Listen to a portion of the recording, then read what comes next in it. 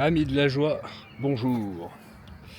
Bon alors, aujourd'hui on va parler de l'intérêt de la tradition et de l'intérêt de la tradition dans la pratique martiale. Parce que la pratique martiale est souvent le reflet un peu purifié de ce qui se passe au niveau sociétal.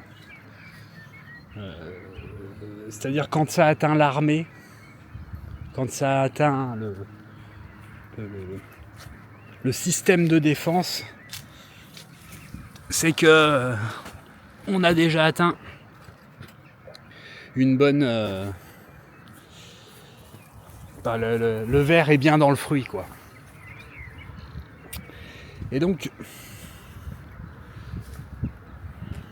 dans un système de combat, on va avoir des instructeurs. Et maintenant, la tradition, c'est ce qu'on garde à travers les générations, ce qu'on normalise, ce qu'on transmet, qui petit à petit reste, c'est ce qui reste. Et là où ça devient vraiment important,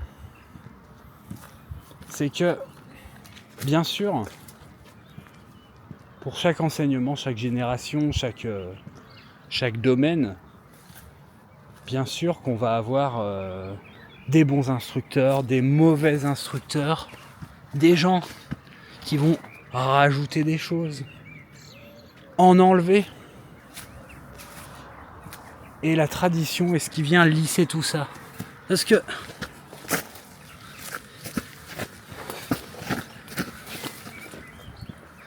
excusez-moi, c'est toujours le passage un peu compliqué. Si on ne veut pas être bêtement dualiste, les choses ne sont pas bonnes ou mauvaises. Donc bien sûr que une tradition va étouffer peut-être des envies, des fulgurances qu'un individu pourrait découvrir. Typiquement, je ne sais pas, quelqu'un fait un voyage, découvre, ou quelqu'un découvre qu'il y a un pont entre telle et telle pratique, et il a envie de rajouter des choses à un entraînement, peut-être qu'on va pas le laisser faire. Alors que c'est peut-être une idée géniale. Mais, à contrario, le système traditionnel va permettre que tous ceux qui vont faire des petites bêtises, parce que on se mette bien d'accord, il y a quand même une majorité en fait il y a peu de génie et il y a peu de psychopathes abrutis complets. Et le gros se fait dans l'entre-deux, et dans l'entre-deux, il y a de la médiocrité, il y a des gens qui vont juste appliquer de manière bête et méchante. Et dans l'application bête et méchante, souvent, il y a de la perte. Parce que les règles sont établies par l'élite, entre guillemets, et transmises par le médiocre. Alors médiocre, ça veut dire moyen, médian, qui pas meilleur, pas moins bon, comme les autres. Quelqu'un qui va pas chercher plus loin. Et donc, la grande question, c'est aujourd'hui, dans ce système où tout le monde fait quoi que ce soit, c'est-à-dire qui est garant de ce que fait la fédération de karaté. Enfin, je veux dire, ça à quel âge l'arrivée du karaté? Qui a contrôlé l'arrivée du karaté? D'où vient le karaté? Qu'est-ce que le karaté aujourd'hui? Ceux qui ont un peu de clairvoyance savent très bien que ça n'a rien à voir avec ce qui était pratiqué à Okinawa. Il y a même énormément de choses empruntées à la boxe française. Pourquoi ? Parce que la majorité des profs de karaté étaient avant tout des pratiquants de savate. Mais ça, c'est logique. Je veux dire, c'est pas parce que je vais aller faire un mois au Japon et que je vais lire des bouquins avec des photos qui m'expliquent des formes que je vais devenir un garant d'une tradition martiale qui n'est pas la mienne.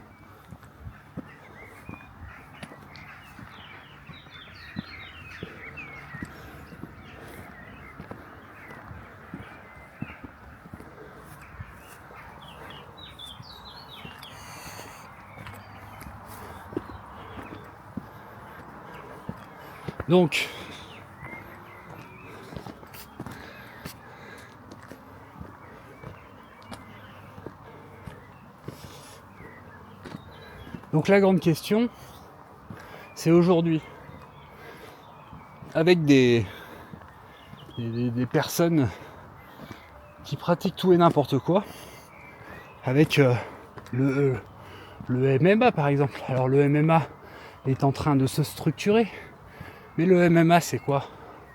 Le MMA c'est un sport, ce n'est pas un art martial. Alors, quand on replace les choses dans leur contexte, le sport est une codification des arts martiaux pour en faire quelque chose de non létal et également, ça c'est l'affaire du temps. Le temps a fait que on a voulu aussi en faire quelque chose de spectaculaire. Pourquoi ? Pour attirer du public, tout simplement.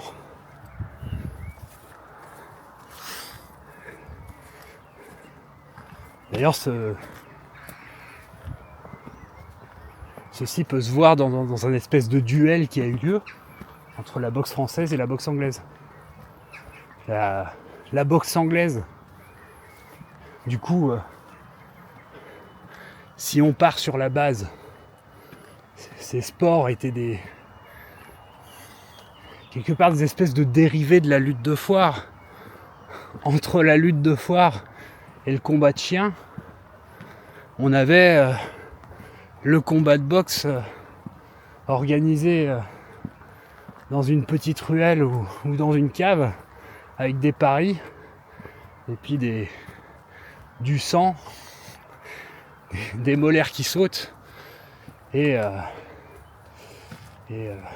enfin voilà, on est bien loin de la vertu, mais forcément quand vous faites un événement public et que vous avez quelque chose comme la boxe française qui était une pratique codifiée pour être pratiquée avec de la chaussure de ville et du coup était pratiquée avec des chaussons et où le but était de faire un peu plus une escrime qu'un combat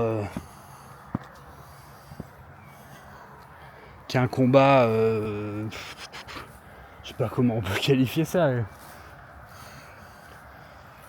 un combat d'arène, un jeu du cirque. On était plus sur un exercice d'adresse avec des petites blessures parce que ça fait jamais, tu te prends quand même des pains et tout ça, mais il faut bien comprendre que la boxe anglaise, en utilisant que les poings, en proscrivant la lutte, on arrive à du sang, à des KO très rapidement. C'est codifié pour ça. Alors, ça n'enlève pas le fait que la boxe anglaise est un très bon exercice pour travailler ses esquives à distance de poing, pour travailler son jeu à distance de poing, mais ça ne sert qu'à ça. Maintenant, une tradition martiale à la base, ça forme un combattant qui doit partir sur un champ de bataille. Sur un champ de bataille, il va devoir être résilient, il va devoir gérer la fatigue, il va devoir gérer le stress, et il va devoir s'adapter. Donc déjà, il va falloir qu'il soit capable d'utiliser son arme à feu. Après on avait la baïonnette. Et puis ensuite, fallait un corps vigoureux. Fallait être capable de franchir des obstacles. Voilà, c'est ça un art martial. Et donc,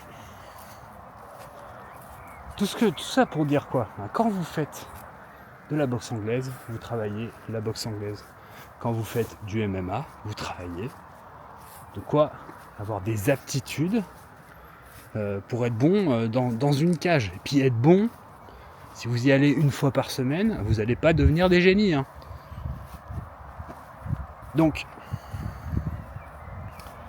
la tradition, ça sert à quoi ? Ça sert à ne pas perdre de vue qu'est-ce que sont les choses, pourquoi elles ont été faites, et comment est-ce qu'on arrive à un résultat de manière quasi certaine. Et donc, c'est en ça que un art martial traditionnel est important. Et donc, maintenant ça va être la grande question. Quand vous faites un art asiatique, que savez-vous de la tradition martiale asiatique ? Je veux dire, je ne vous parle pas des romans, hein. Je ne vous parle pas du roman national. Pour être bon en escrime, j'ai pas besoin de savoir que le 14 était le roi soleil. J'ai besoin par contre de savoir ce que les maîtres d'armes de l'époque ils pensaient, quelle était leur discipline, est-ce qu'on était en temps de paix, en temps de guerre, comment étaient entraînées les troupes, comment étaient entraînées les troupes d'élite. Ça va être intéressant. Maintenant, quand on parle de... Donc c'est déjà assez compliqué de faire le point sur des sources françaises. Hein. C'est déjà assez compliqué. Maintenant, je vous pose la question. Quand vous cherchez des sources asiatiques, que savez-vous de l'art martial, la tradition martiale japonaise, coréenne, vietnamienne? Vous en savez quoi? Je veux dire, à part les romans, Saint-Georges a tué le dragon, c'est très bien. Moi aussi, j'ai envie de tuer des dragons. Mais si je veux m'entraîner à tuer des dragons, il va falloir que je trouve un traité d'armes en fait. Bref, vous m'aurez compris. Voilà. Donc, après, le tout est de savoir ce que vous voulez pratiquer. Mais, personnellement, moi, je suis en France, je suis français. Et du coup, je pratique un art martial traditionnel français. Rejoignez-nous.